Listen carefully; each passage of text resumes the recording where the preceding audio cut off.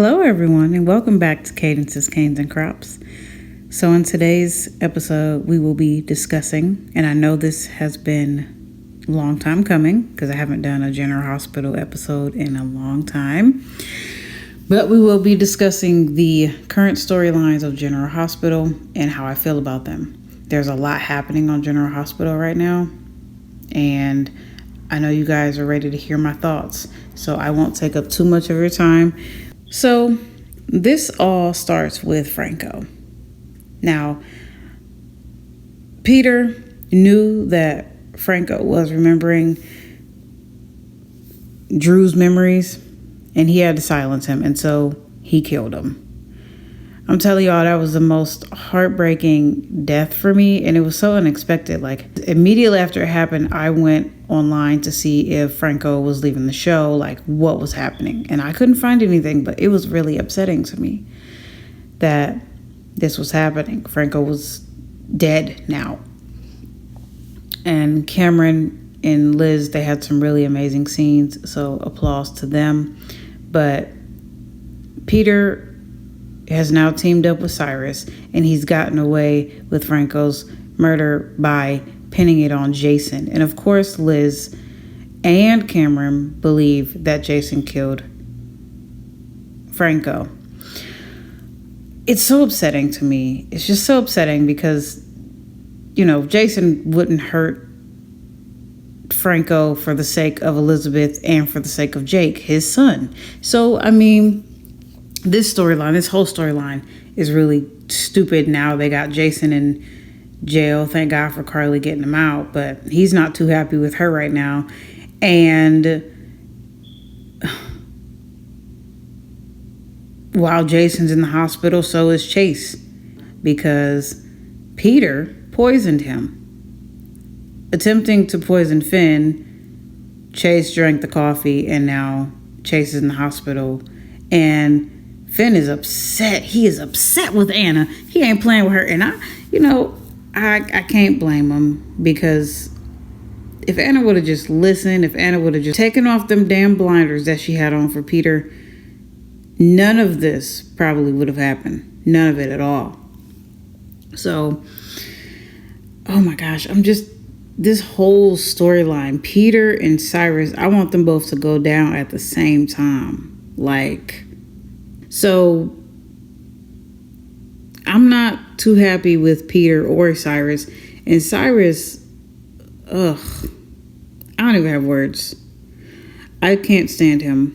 I can't stand him at all. And I feel like he's just so smug about things. And his drugs has actually killed a young boy. Jason and Britt, which I'm so rooting for. So rooting for them. Bryson? Ship name? What y'all think? Bryson? I like it. I think that they should be the ones to take down Cyrus. I'd be rooting for that. Talk about Nina. Oh, yeah. We got to talk about her. Jax came to Nixon Falls to tell Nina that she's going to have a chance to be in Wiley's life. Now, what I hate about this storyline so much is that Nina knows who Mike is. He's Sonny. And she playing with fire. And every time after the show, I'm walking around my house saying, Sonny and Nina are playing a very dangerous game. Because they are. Mike doesn't know who he is, and Nina knows who he is. But she's trying to get back at Carly and Jax. And they're not going to allow her to have anything to do with Wiley once they find out that she knew who Mike was, or that Mike was Sonny. And she gonna be feeling some type of way, and I can't wait for that to come to light, mostly because I really miss Sonny. And I did a video on Instagram where I was really upset, and I said, this isn't this isn't right. But I understand, I guess, why they did it. You know, Mike, with the amnesia and everything. I get that. But I hope he comes home in May. That's my hope. Hope y'all feel the same way too. So Friday, Jax saw Sonny. He saw Sonny and then he passed out. And I am so glad that Mike's instincts are just great, because just the way that he got that man on the ground, it was just wonderful. I'm like, God, yes. I hope that Sonny, aka Mike, goes into the room to see about Jax. Like, oh man, how you doing? And he, Jax goes home and tells Carly, hey, Sonny's alive and Nina's keeping him. And I feel like a Jax and Carly team up against Nina would be dope. Dope. Oh my gosh. Okay. I'm getting ahead of myself. But, oh man, I tell you, I want Sonny to come home. So, let's move on to the Chase and Michael and Willow storyline. So I am a huge shipper of Milo.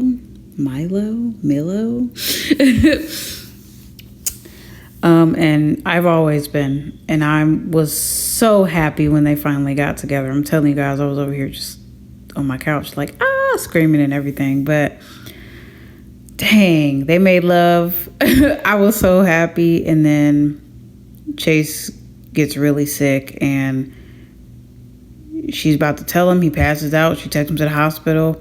And then she's about to tell him again, and he has the neuropathy, which makes things so much worse because she can't tell him. And Michael's just being so, he doesn't like it, but he's being calm about it because Chase is sick and he doesn't want to hurt him even more, which I get. But I'm so happy that Michael and Willow are back together. Him, her, and Wiley are going to actually be a family.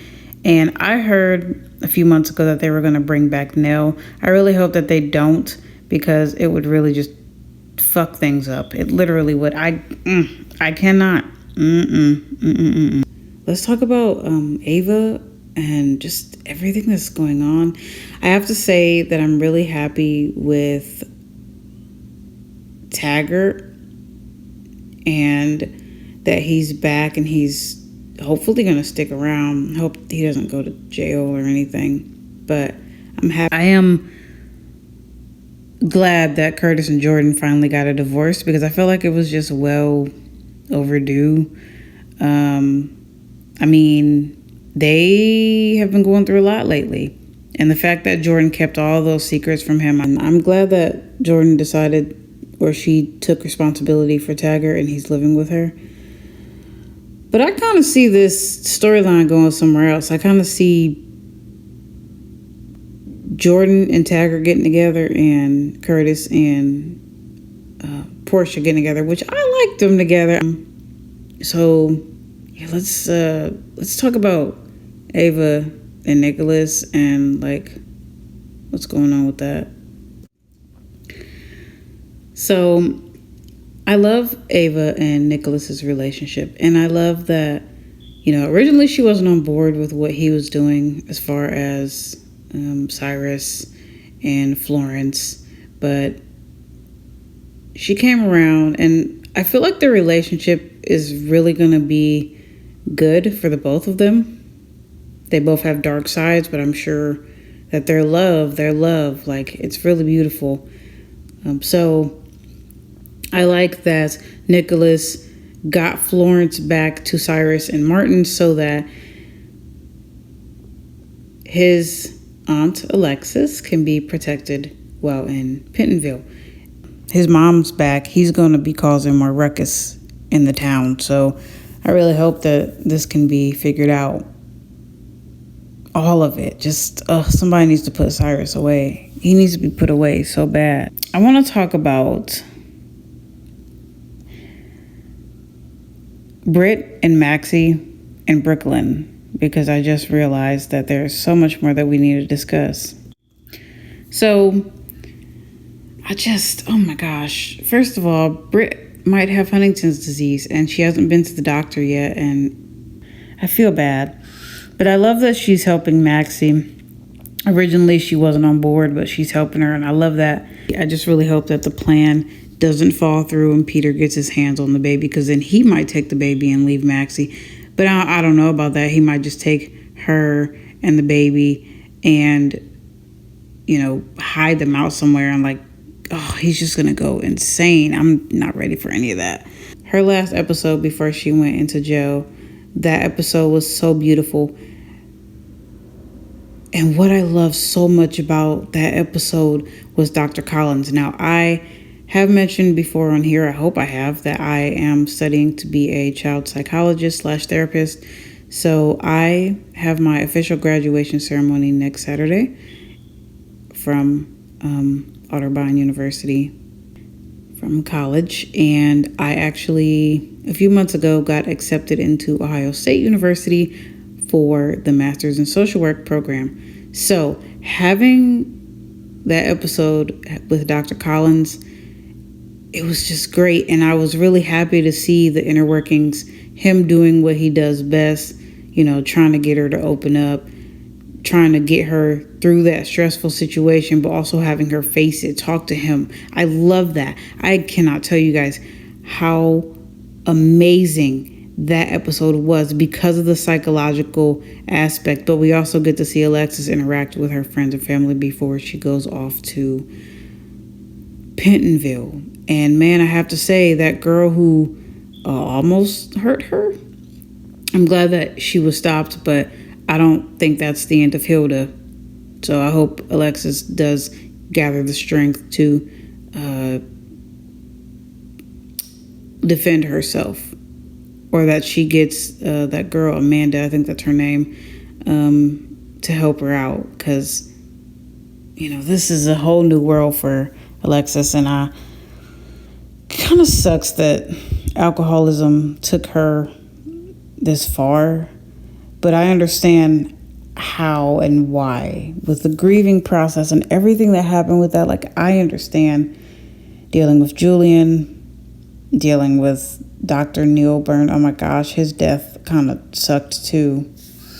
And all of that, I get it. I just hope that she comes out of this 3-year prison sentence stronger, wiser, and a lawyer again. I'm rooting for her to go back into her roots, go back to what she loved doing. So Cameron and Jocelyn, we definitely have to talk about that, because I love them, but they're kind of irking my soul right now. So let's talk about it. Okay, finally, Jocelyn and Cameron. So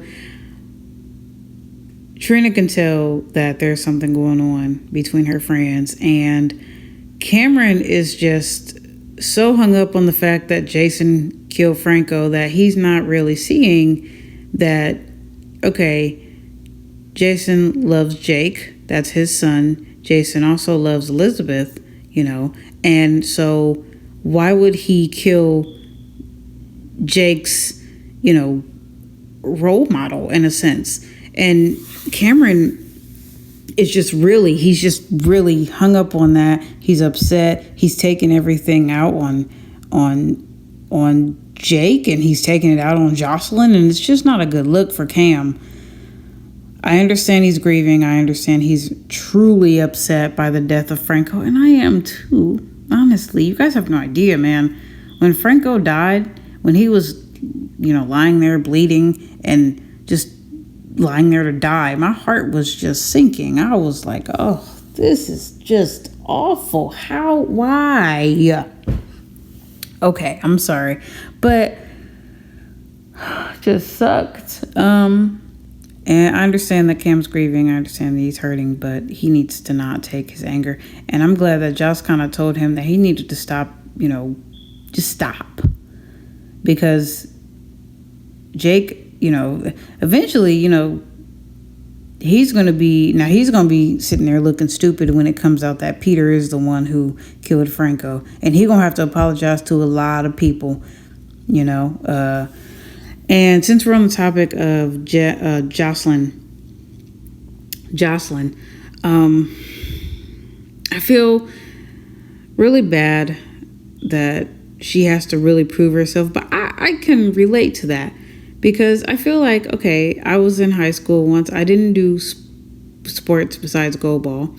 I did marching band. Now, if I wanted to get into a big time marching band like Ohio State or Alabama A&M or I don't know, Capital University, I would have done everything that I could in high school, like at the Blind Schools marching band, to prove myself like, hey, I'm worthy of this. I would have studied hard. I would have, learned music a lot over and over and over again. I just would have been diligent. And she's upset because the school that she really wanted to go to, they waitlisted her, and she's not happy about that. So I get that. But I feel like, maybe her being in Port Charles wouldn't be so bad, I guess. But if her and Cam can't figure it out, I think her going to Southern Coastal would be wonderful. And I feel like it might give her a chance to be away from people and have new experiences. So those are my thoughts on that. But guys, over the next upcoming weeks, my plan is, because one of my great friends / sisters was like, hey, you should do a weekly recap of General Hospital. And I was like, haven't thought about that. Maybe I should. So this episode will be available on YouTube as well. So if you guys do follow my YouTube channel, I will link it in the description below so you guys can. But I hope that you enjoyed this episode. I hope that you guys are feeling some of the same feelings that I am. And if there's anything that I didn't cover, of course, you guys can drop it in the comments on the General Hospital Facebook group's page, or you guys can DM or private message me. This is your favorite GH fan signing out.